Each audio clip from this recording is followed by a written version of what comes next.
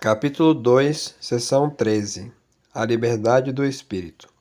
São Paulo desembarca em Pozzuoli na primavera do ano 61. Que alegria! Encontra lá uma comunidade de cristãos e o benévolo centurião Júlio autoriza o prisioneiro a permanecer uma semana nesse ponto para doutrinar os seus irmãos. Depois, a caravana prossegue ao longo da Via Ápia. Mas, como já se espalhara o rumor da sua chegada, numerosos grupos de cristãos vão ao seu encontro, uns até o Foro de Ápio, a 60 quilômetros da cidade, outros até as 3 tavernas. Era mais uma prova da fama que cercava o apóstolo e da avidez com que todos queriam ouvi-lo. Entregue aos pretorianos, encarregado de manter sob sua guarda os acusados que apelavam para César, Paulo foi colocado sob vigilância militar, custódia militaris, mas, ao que parece, o regulamento, geralmente muito severo, foi relaxado no seu caso.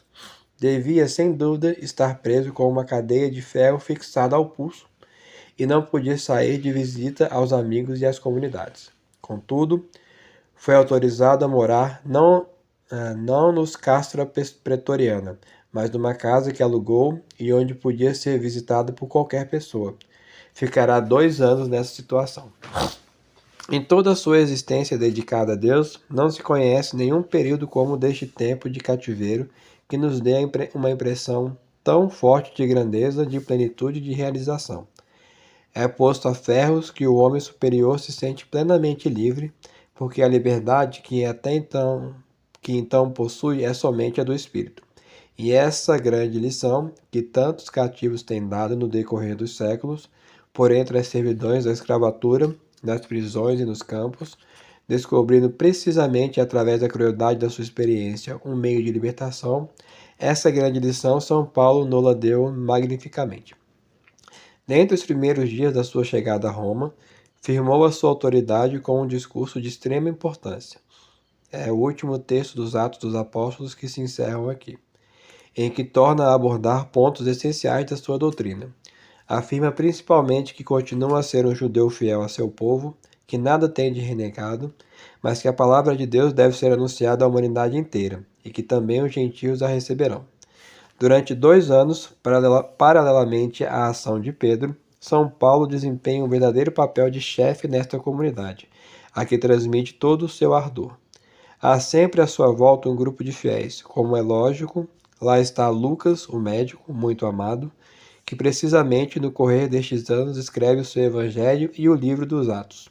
E Timóteo, verdadeiro filho da fé, colaborador constante. E Marcos, contra o qual haviam cessado todos os agravos. Marcos tinha abandonado São Paulo e Barnabé quando estes iniciavam pelas terras da Ásia Menor a sua primeira missão, e o apóstolo recusara-se a levá-lo consigo na segunda. E que por essa época conclui também o seu evangelho. E Aristarco de Tessalônica e Epáfras, vindo da longínqua Colossos, nos confins da Armênia, junto do Monte Ararat. E Tíquico de Éfeso, que será encarregado de uma missão, e muitos outros. Todas as igrejas que o grande apóstolo fundou no decurso de suas viagens parecem ter feito questão de enviar para junto dele as testemunhas da sua fidelidade. Não há dúvidas de que este cativeiro, como disse o próprio São Paulo, redundou em proveito do Evangelho. A coragem e a firmeza da sua atitude causavam a impressão. Houve conversões até mesmo entre os pretorianos que o vigiavam. Foram vê-los muitos curiosos e também gente atormentada pela sede da verdade. E alguns se tornaram cristãos, como Eubolo, Pudente e Lino, que parecem ter pertencido à autêntica aristocracia romana. E Lino será São Lino, Papa e Mártir, o primeiro sucessor de São Pedro. Até na casa de César, entre os que privavam com Nero, haverá conversões, como São Paulo nota com legítimo orgulho. Este homem encarcerado irradiava o poder invencível do Espírito. Mas irradiava-o ainda de outras maneiras, pelas cartas que continuava a enviar às suas filhas espirituais, às comunidades por ele fundadas, ou mesmo a alguns fiéis, a propósito de uma questão de doutrina ou de uma atitude moral. Epístolas do Cativeiro todas simples e belas, envolvidas num calor humano mais vivo do que o das grandes epístolas dogmáticas, como se, tendo passado dos 50 anos, o apóstolo veemente, o arauto apaixonado da palavra, tivesse acabado de realizar-se na maturidade e na doçura. É desta época que data também a encantadora carta escrita a Filemon, em que o apóstolo intervém junto de um cristão para obter o perdão de um escravo fugitivo que ele convertera e que quer ver tratado como se fosse ele próprio.